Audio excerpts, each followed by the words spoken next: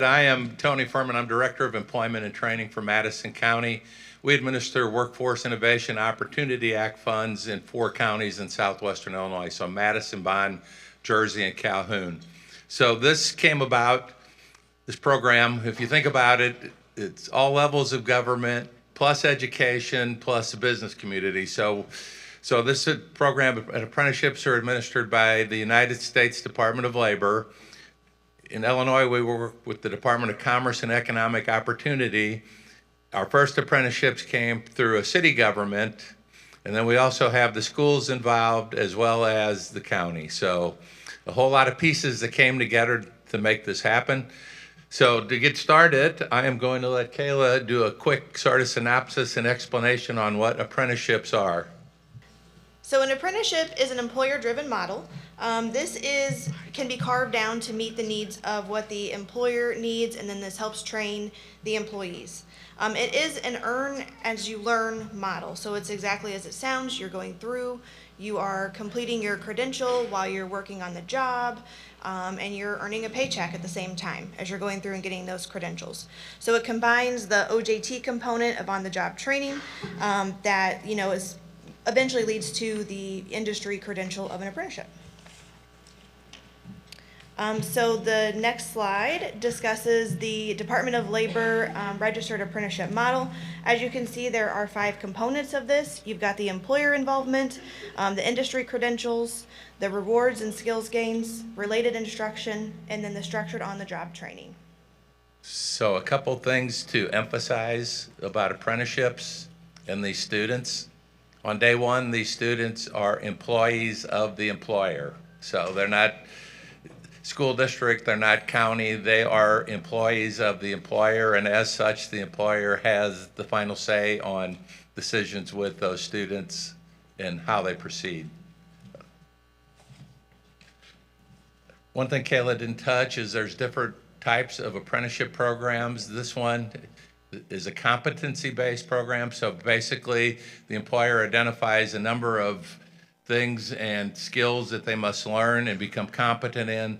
They go through and over time check that they've met these. When they meet all of them, that is when they are eligible to receive their Department of Labor apprenticeship certificate. Even though it's competency-based, it must be a minimum of 1 calendar year. So how did all this begin? So in the fall of 2021, the stars sort of aligned, for lack of a better term. So we were meeting with the city of Collinsville about standard apprenticeships because there was a big push to increase apprenticeships in the state of Illinois. At the same time, Collinsville Unit 10 was meeting with the city of Collinsville concerning the possibility of acquiring some land in downtown Collinsville to build a life skills center where the students would attend in the morning and then work for businesses in downtown Collinsville in the afternoon in the co-op program. The idea was they wouldn't need transportation, they would be able to walk to those. So that piece never did happen, but in these conversations, this sort of merged into what became the high school apprenticeship program, which started with the city of Collinsville and Collinsville Unit District 10.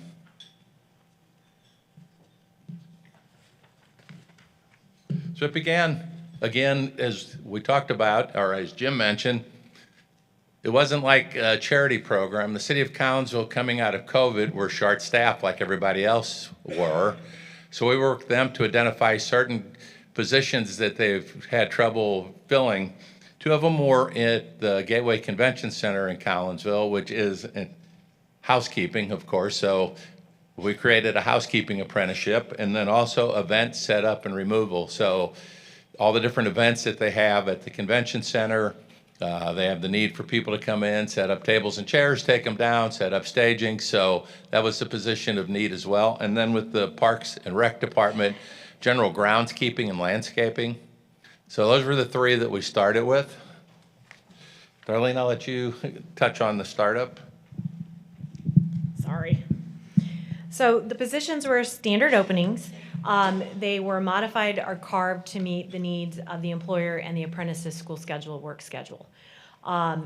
one of the things that we have to look at when we are developing an apprenticeship is if a student is available to work 4 hours a day, an employer cannot anticipate receiving 8 hours of work out of a 4-hour shift. So we have to look at how to carve out the key elements of the job. Our apprentices with the first cohort, their schedule at work was from 1 p.m. to 4 p.m., Monday through Friday. We got lucky in the capacity that the city provided the transportation, so a city van would pull up and pick the students up and then take them to the convention center. And as we rolled with that model, the landscaping trucks decided that it took too much time for them to leave a job site to go to the convention center to pick up the students. So we had 2 sets of transportation. We had grounds crews that would come and pick up their students, and then we had the van that would take housekeeping and event setup. We had 6 students who started with the first cohort. Their disabilities, we had some cognitive impairments, autism, learning disabilities. They were ages 18 to 21, and they were all in their last year of high school. We want this as a transition, so when they are exiting high school, they are in employment that will continue. So that's why we selected that age group. So a part of an apprenticeship program is what they call the related training instruction, basically the classroom part, the online part, the actual education part. So Paula's going to touch on that since she's the education person. Hello. So all of the students who are in the apprenticeship program have also been in the STEP program in our high schools, and so they are getting the foundational skills within their classroom schedule of being in a co-op classroom. So they're getting all of those things. And then if anything were to come up on the job, like we've had things come up where students might not know how to advocate for themselves, or the employer contacts the case manager and says, we have this problem, we've been able to work through that. So we've had a lot of communication within our team, the employer and the school district, to try to help students work through those things that come up. Those are usually the things that get kids fired. So if they can learn those self-advocacy skills while they're with us, with the support, that's just helped us be more successful with this. So let's go back to that original time frame, and I'll add to it. So these meetings began in September of 2021. By November, we were signing apprenticeship agreements between the city and the Department of Labor and all other parties to begin these apprenticeship programs.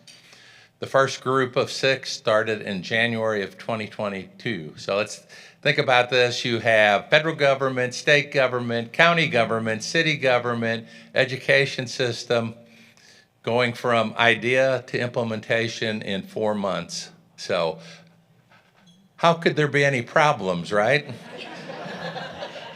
None at all, I'm sure. First of all, we had 6 students, we had 6 jobs. We were like knocking it out of the ballpark, right?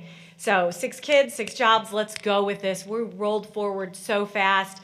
The employers came, the different departments came to the high school, met the students in their classroom, talked about how great all the jobs were. Everybody was pumped and charged and ready to go. We get to the job site, and guess what? It is the first year back in the classroom after remote learning. Out of the educators here, you guys know what we were facing, right? We had kids who were like, what? Do you want me to do what? We had some behaviors that we had not anticipated. We did not match students to the positions. And I'm kind of embarrassed to say that we didn't do that, because I had a really long career in working with a nonprofit who's actually here today.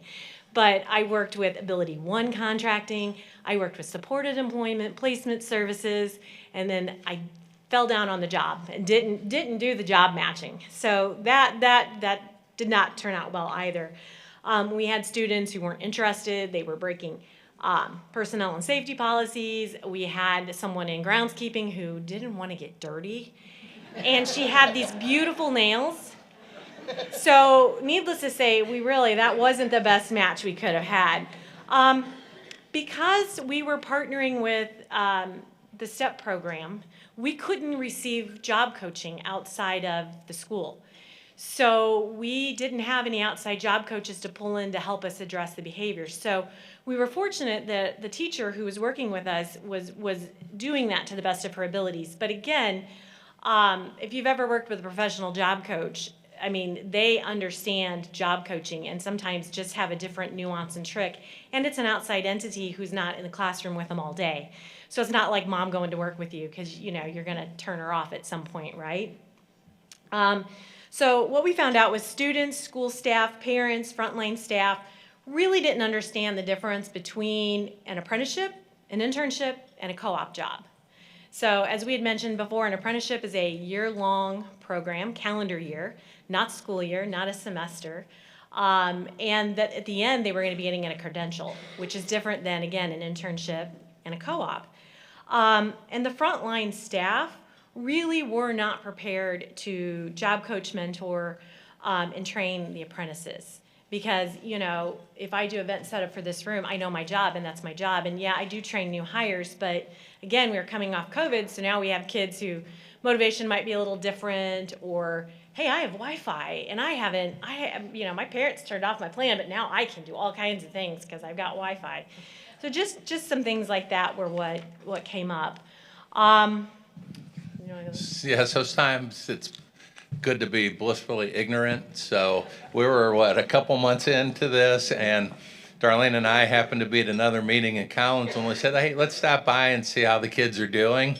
And we walked into the office as the general manager of the convention center and the HR director from the city were in a deep discussion about how awful this was going. So, yeah. Next one. Okay. So let's talk about how that first apprenticeship turned out. We had 2 terminated due to employee infractions, and that was very interesting because the convention center called us and said, hey, we've had this happen. What do we do? Well, because I'm an old-time rehabber, I'm like, well, what would you do if this were anyone else? We'd fire them. I'm like, well, guess we're going to fire them. So they had to terminate them. The 2 went all the way through. Remember, we had fingernails, so didn't want to get dirty. She made it to the end, but didn't meet her competencies because she didn't want to do the work. So she went through, but didn't finish. One had a disciplinary action at school, which resulted in a suspension, and so they determined that the person couldn't continue. We did have one person complete. Yeah, we were pretty happy about that. He earned his Department of Labor certificate in groundskeeping and continued to work in that position. I would just like to say that the mentor made a huge difference. He was a natural support. He just did everything that you would do for any employee who was working with them, and he just treated him just like everyone else. And then that showed everyone else in that department that they just need to treat him just like they treat all of the employees there. And he actually told us at the event that he has a sister who has a disability, and he wishes that there would have been a program for her like this. And so I think that it was close to his heart because he understood the struggles of someone with a disability trying to be employed. And so he was a star. He was a rock star. And a mentor is one of the very most important things about these apprenticeships because they're with them daily. I would like to add one other thing that we've really never mentioned in the presentation before, but Mitch, who was the city director, he had a cousin with a traumatic brain injury. So that's why when we approached the city with the idea, he was on board because he'd seen the struggles that his cousin had had. so let's touch about the Mentor Award and the naming. Sure.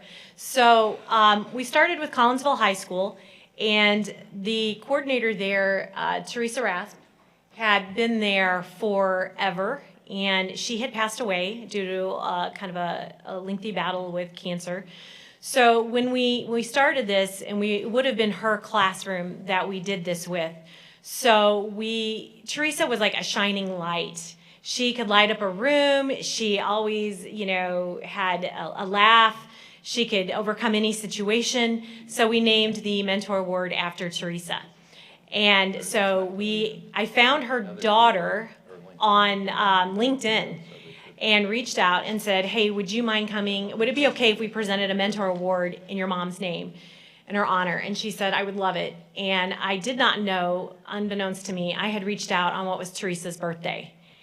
And so Clara was like, absolutely. And I said, well, would you mind coming and presenting it for us? And she said, absolutely. So not only, did we honor Michael, but we honored him with Teresa's presence. Her family came.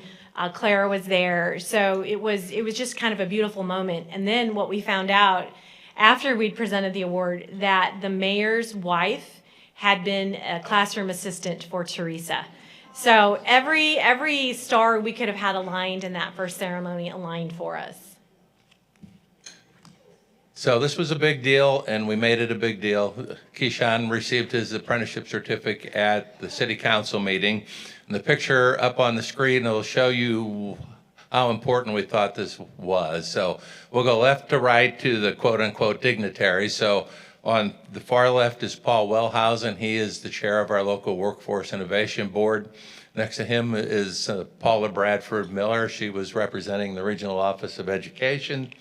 Next to her is Mike Connolly. At that time, he was the State Workforce Board's Apprenticeship Committee chairperson. Next to him is the then Mayor Miller, Keyshawn. Brad Skartich, who is the superintendent for Collinsville Region, or Unit 10, District 10. Brian Ellis, who's the regional rep for the Department of Commerce and Economic Opportunity. Everybody knows Robin Lewis on there. That is when she was working with DRS. And then the most important guy is on the far right. That is Bruce Hollum with the Department of Labor. He's the one who brought the apprenticeship certificate and actually awarded it to Keyshawn. Okay, do you mind if we hold our questions? Okay, because otherwise we'll never get through. So, we had our bumpy road, right? So we decided we needed to come up with some solutions. We started honest roundtable meetings. So when we walked into Collinsville that first time, they told us how terrible it was going. We got all of the frontline staff together with all of our staff to collaborate on how to make things work, how to do better. So we started regular communication from the supervisors. We needed to know what direct frontline supervisors were experiencing, or lead staff. We developed a curriculum called Job Coaching for Success. So we actually worked with Blue Tower Training, and we developed a training to help individuals communicate and coach others.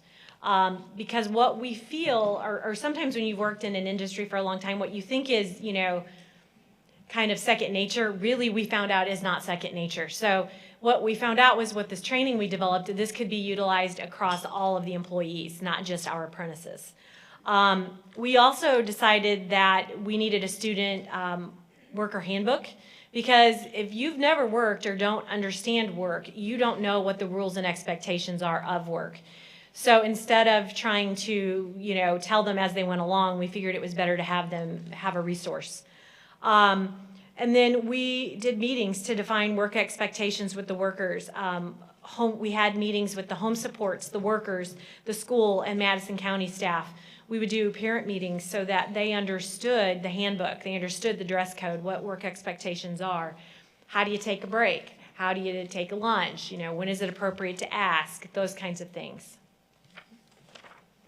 And also with the parents, we also emphasized how the apprenticeship program was different than a co-op or an internship, and what the expectations were, but what the rewards were at the end. So we wanted everybody on the same page with the importance of this and what it could mean to their student, their child. So, yep. And during these meetings, they were brutally honest, and were able to work through things that were happening. If everybody would have had their little nice hats on, we might not have known everything that was happening. So we had to leave all of our egos at the door and walk in and try to figure out how we could help fix the problem. So it's important to be able to go in and everybody be able to talk and try to figure something out. So as you keep hearing, all these partners have to come together and work together. The employer, obviously they're telling us what type of job, they would like to make apprenticeable, what will be requirements for the student, the apprentice that's coming in. And then, as you've also heard us say, like, supports are important. So, not just the student getting supports from all of us and all of us in our roles, but also at home. Who is the support system at home? Family, guardianship, grandma, grandpa. And we know you've seen that come in all different kinds of forms, but it's helpful to identify that so that they kind of know, like, this student is coming in and they're doing an apprenticeship. They're not just, oh, this is just a job. Like, they're working to obtain this credential while they're at work. So having those supports built in is really important too. As we mentioned, the school district, the STEP program, Regional Office of Education, DRS, those are all components. And then our department, Madison County Employment and Training, or wherever you guys are at, it would just be your local workforce area, kind of all working together for this to work. So the model improvements, what we've learned, as we said, like, we've definitely learned that there are two customers in this, especially for us in the Madison County role. Like, we are enrolling the student, the apprentice, in our program as well. So they become a WIOA participant, but then we are also working with the business. We are working with that employer also. So we are kind of going back and forth with how is this working for the employer and how is this working with the apprentice, and kind of just rolling that all together. The apprenticeship position, it's a real job needed by the employer with realistic expectations of work. Job carving is a must. What can be accomplished in like that 3 to 4 hour shift? So, that's why, we've kind of learned along the way too, what's working, how many hours could be potentially too much, kind of figuring that out as we go. The apprentice application. So one thing we've learned, as Darlene kind of mentioned, is that you can't just stick a kid in a job and hope for the best. We've put together an application as we go through and screen apprentices to kind of say, what kind of work do you want to do? What are your, future goals? What do you want your future to look like? And then we meet with those kids and we sit down and we say, okay, so, this is or this isn't maybe a good fit for you. And then the student is supported by our staff, as, to help bridge those gaps, in learning and enhance that communication. So our role, partner responsibilities for us as Madison County Workforce. Again, we are working with the employer. We're reaching out to the area schools to see, what apprentices they may have, like what students they think would be a good fit for the different positions that we've got in their area.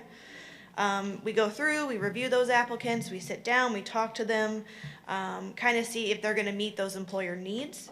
And then facilitate that interview. So as we kind of go through and get a handful of students that were like, hey, we've interviewed, these couple of kids and we think they'd be a good fit, we then want the employer to meet with them because ultimately that's their employee.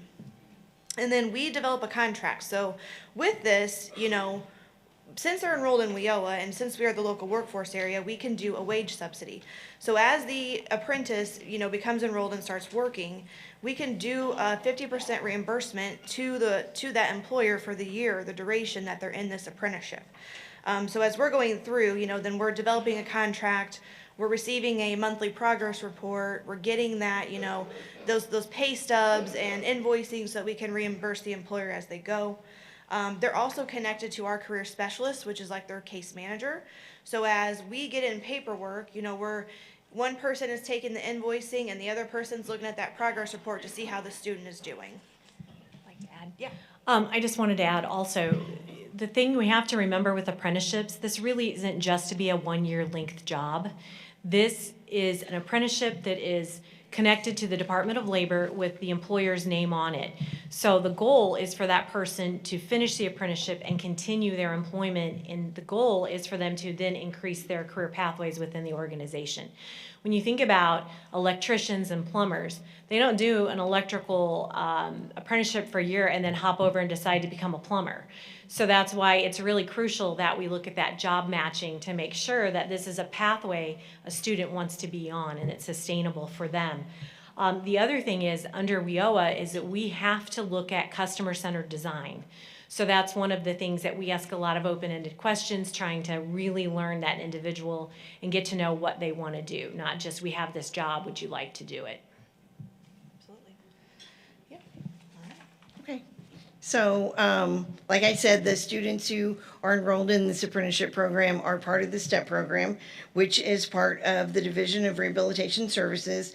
And they also work with the Regional Office of Education, which is where I'm housed. So we have a contact with the STEP coordinator, because the STEP coordinator has access to the student, to the parent, to the employer. So we are very tied into what is happening with all of that.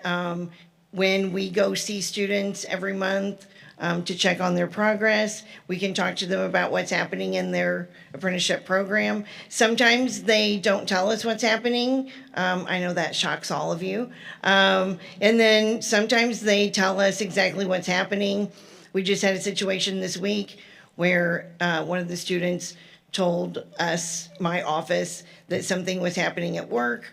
I was able to contact the department here, and they went to the employer, said what's happening. We all came together, and we have a solution. So sometimes we're not meeting in person, but we're having emails and things go back so we can get some things solved.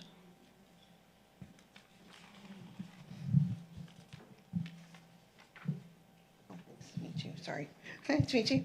Okay, so the apprentice responsibilities, they have to attend school to be a part of this apprenticeship. We had one student who decided he liked work way better than school, and so we had to have some meetings, and he said he was going to do better, and that didn't really work out.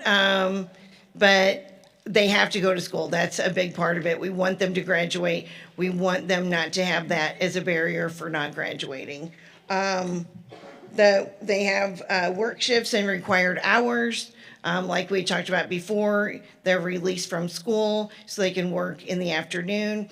Some of our students decide not to work over like a spring break, but they get that approved by the employer.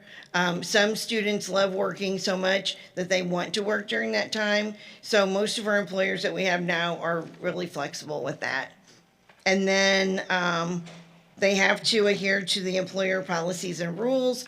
So within our communication with the student and the parent, we can support that and help them understand why. And we communicate with the employer, STEP coordinator, teaching staff, and the staff here on stage. So we try to make it very cohesive and solve problems the easiest way that we can. One quick thing as we're talking about this with like the STEP coordination is that if you're sitting here thinking like, oh, our area doesn't do a STEP program, there could be alternatives. Really, that's just what we call the related training instruction, the RTI piece. So, I mean, it could definitely be a conversation where we kind of look at like how that would work for you if your school is doing it differently. Really, it's just making sure that there's like a vocational piece involved so that they're getting like, you know, those vocational skills as they go through and then learn also on the job. Well, and you have to have 144 Yes. related training hours. So that's with any apprentice. So that's why the classroom component is a must. Yeah.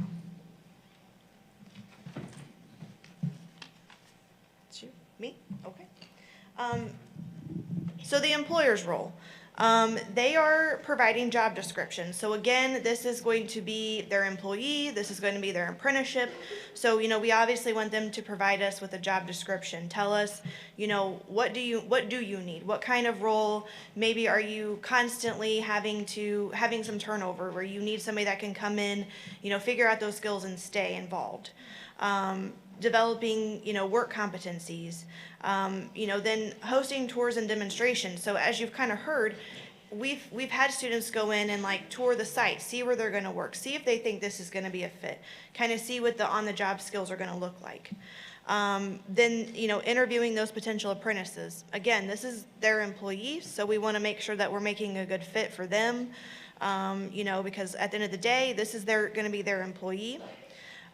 Developing a mentor, and as you kind of heard Paula say earlier, like we have learned definitely that this is very important. So a lot of times you go into a job and you have a supervisor, but that's not who trains you. So it's really important that the student that is coming in, they know who's going to be their like on the job person, that support, that's going to like hold their hand and train them and be with them every step of the way.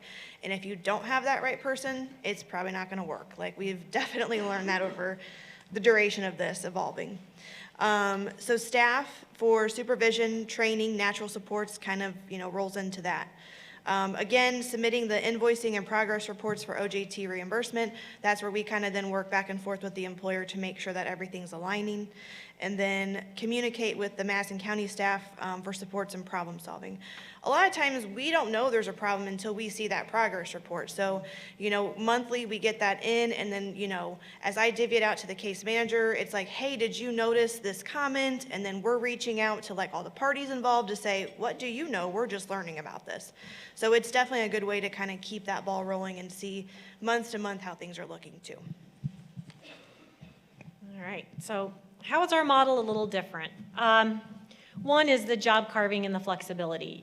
We kind of took a little bit from,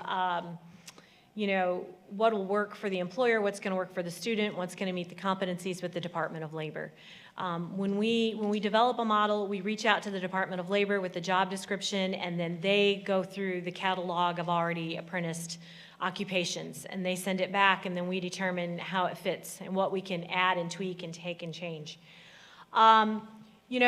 Meeting with the apprentices and really learning their employment goals prior to the employer interview. What actually has happened is we met with a young lady who was being referred to do like an order picker type position, and she told us that she really had a strong interest in family law. So, I don't think she's going to stay in an order picker position, if she really wants to be in family law. So we actually developed an apprenticeship within a law office for that individual. So that's where we do the customized employment component, so to speak. And then we enroll the students into WIOA services. And one of the things that we didn't really touch on is, yes, they are enrolled with us while they're in the program, so they receive wraparound case management services. But when they get out of school, they are still enrolled in our service. So if there's something we can do for them, let's say I am working somewhere and the employer has an opportunity for me to have a better career pathway. If I get a little bit of occupational skills training under my belt, we could probably pay for that student. So we might be able to pay for some training for them. And then some supportive services if they needed shoes, boots, things of that nature for the job, we could help with that. We do provide the on-the-job training funding to the employer during the apprenticeship. So if you just kind of go out without workforce on your side doing this, you can't really offer that employer that work subsidy. And what we have found out with the wage subsidy is that allows them to also free up some more of their staff time to help because they're helping offset the cost of the wage. And we provide the support to the employer. Businesses are really fickle. You need to have one real contact person for them, or two at the most, because when you get beyond that, they lose interest or they don't know who to contact, so then they don't. So that's why we've really streamlined our process on the end with the businesses on who contacts them. It's always a team approach with check-ins, communication, problem solving, and then we have some resources that we listen to the students and their families, referrals to WIPAs for benefits, family red book. We've had some families who are like, no, I just want to read it for myself so I understand how the benefits work. I'm like, okay, here you go. Here's the red book. Okay, so some resources that we added. We, talking about student advocacy, sometimes they don't want to disclose that they have a disability, so we had them write how they learn best, because we all learn in different ways. And so if they felt comfortable, they could give that to their employer, and then that would maybe help bridge that gap of understanding the training portion of learning a job, and that has helped a lot to do that. And we have students do that in their co-op class with their step teacher, so that's helped them be able to advocate. And it kind of helps them identify really like how they learn, what is the best way, and it's helped a lot. So We also had training for employers, job coaching for success. We also had to tell employers that they probably have staff members that are already hired that haven't disclosed or have disabilities that have not been identified. And at one of our sites, one of the guys said, I could think of about 3. So I'm like, you're already have some of these people in your employment, so it's no different, like just how best do people learn. And then we also had a situation where someone had a seizure disorder, and so we had several students at that site, so we just did a seizure training for the staff, so if that person did have a seizure, they would know how to handle it. And we do not disclose an individual's disability, so we just said there was someone on staff who had a history but had not had any active seizures for a long time. This was just more, you know what to do just in case. Yeah, exactly. And then the employer contact sheet.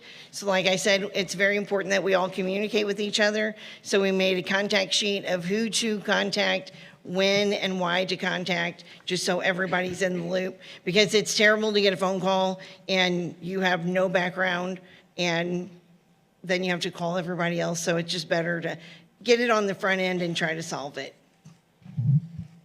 Okay, so we talked about the first cohort. Well, where we've gone since then, with the City of Collinsville and Collinsville High School, there were 4 registered apprenticeships. So we expanded, actually, from housekeeping, event setup and removal, to groundskeeping, and we added streets department. We've had 7 completers, and we have currently 1 individual who is at that site in an apprenticeship. So that site has continued to progress. So let's talk the city of Collinsville, right? So the commitment that they made, right? 1 out of 6 success the first go around. Most people would have said, hey, thanks, nice try, we'll move on. We made those changes. They were actively involved, and the second group, there were 4, and you see the 4 completers here. So there were 2, Brad and then Tanner, also in the Parks and Rec department, and then Maya and Dylan, who they were talking about in the Gateway Convention Center. Dylan, very shy young man, continues to work there part-time, and he is at SWIC in classes as well. So this was round 2 at a city council meeting. Again, we made a big deal out of it. The only person I will point out here on the far left is our state representative, Katie Stewart, who attended and also gave the 4 completers recognition from the state of Illinois. So yeah, our second registered apprenticeship started with Agency of Community Transit, ACT, which is, we partnered with them and with the Edwardsville High School. This was for a bus sanitizer, so somebody coming in and cleaning the buses. ACT obviously is the bus system, and they have cleaners that come in on the evenings from 7 p.m. to 10 p.m. and clean the buses. We had 1 of our apprentices that go through and complete the program, and he's still there. He took a full-time job opportunity with them, and works full-time, does the night shift, loves his job, said he's never going to leave there.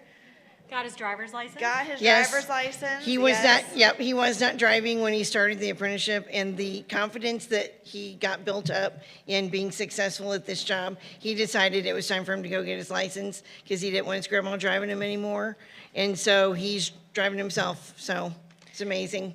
What's very cool about this apprenticeship is ACT as the employer, they just got it. Like, they understood what this model looked like, having that right mentor in place, and just, they understood the training and how this is going to turn into a long-time job, because that's what they needed. Like, the bus cleaner was a turnover position for them, and they needed to have staff that could come in, learn these skills, and want to stay on the job. And they were the employer when we talked about the student that liked work better than school. Yeah. They were the employer. That student liked working there better than he liked going to school. So we brought that to their attention, that he was skipping school but going to work, and we said, ultimately, this is your decision. You can keep him as an employee, but we have to stop the apprenticeship because we have to have the related training instruction to continue. And they said, no, he's a high school student. His schooling is more important than our job. We'll be here when he's done. And so we sat collectively and had to end the apprenticeship, but he finished school. He did. Yeah. So, The other thing I was going to say about this is that they have only full-time employment before we started this apprenticeship, and they have a high turnover rate. So now they've even considered maybe they need to add some part-time positions to help with the turnover rate. Maybe part-time is better for some people. And so they were even looking at their hiring processes and kind of what their structure for their company looks like. So this image you see is that first apprentice completer. His name is David. And again, he was our next success story. And so they, I think we next have a clip of that. No, we'll get Oh, back go to ahead. David Okay. at the end, okay? Okay, so David working. So as everybody knows, this is great, a city government, the bus entity, but you really don't succeed until you get into private industry. So that's where we've moved since then. So the first private industry that we moved into was Westar Aviation, which is, a jet and airplane company located in the Bethalto area. We partnered with Bethalto Civic Memorial High School. They developed one apprenticeship with us in housekeeping, and that young man did go through and complete the program. Though he is not with Westar, he is currently working, and I do think he learned a lot from that apprenticeship program. so he went from working at the airport to the racetrack. I mean, come on, it doesn't get any cooler than that, does it? And then expansion has continued and hopefully will continue. As Darlene kind of mentioned earlier, as you see at the bottom, Scroggins Law, that was one that was developed, a legal receptionist position.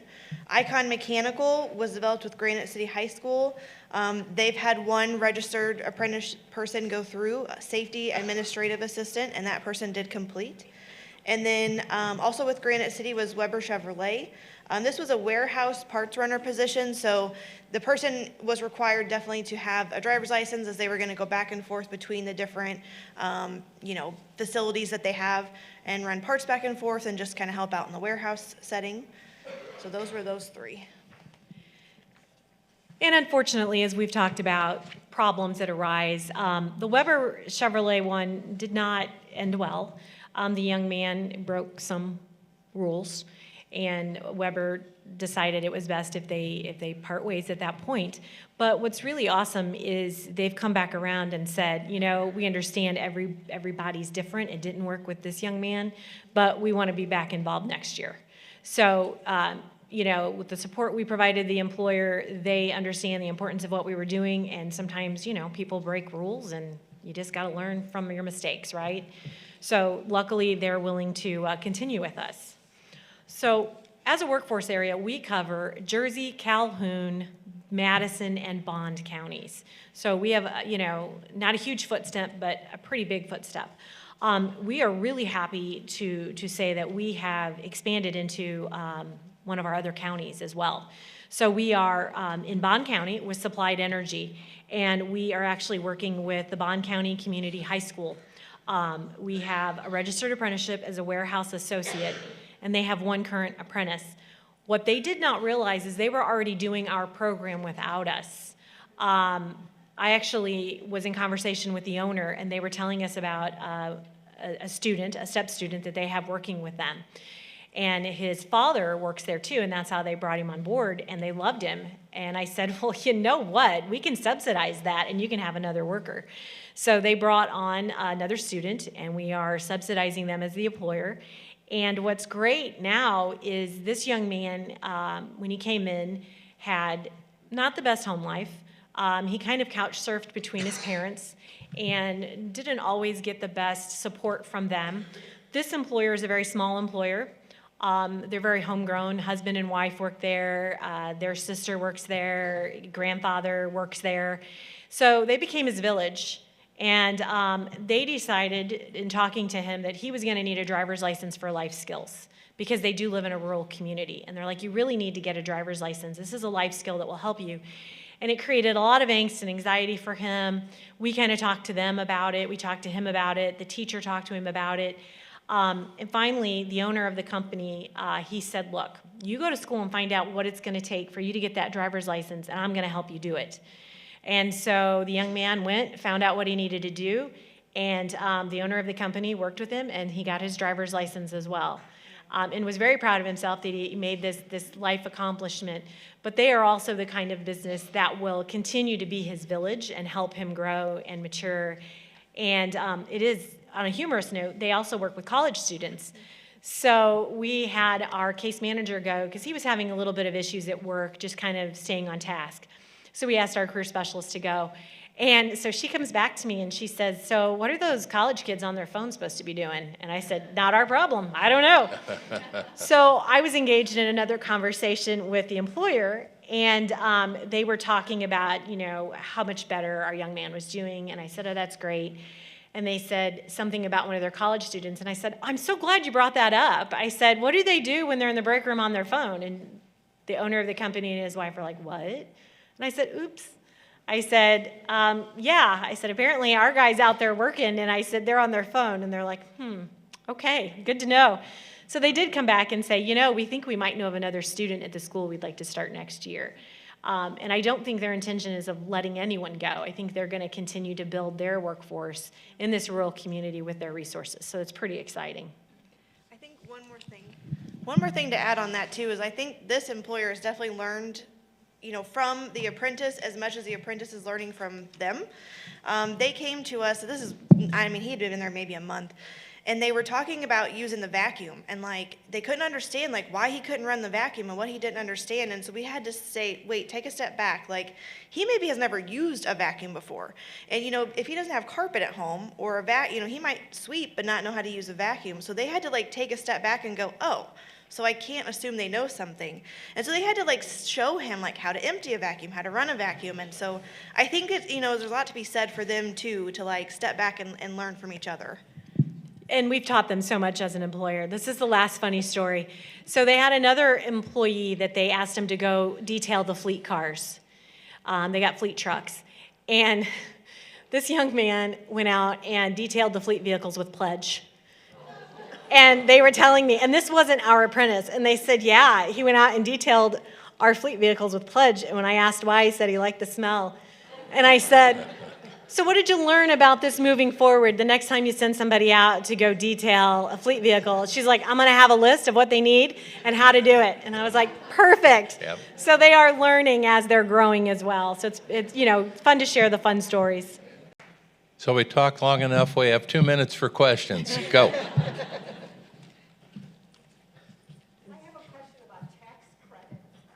Behind the microphone. Hold on.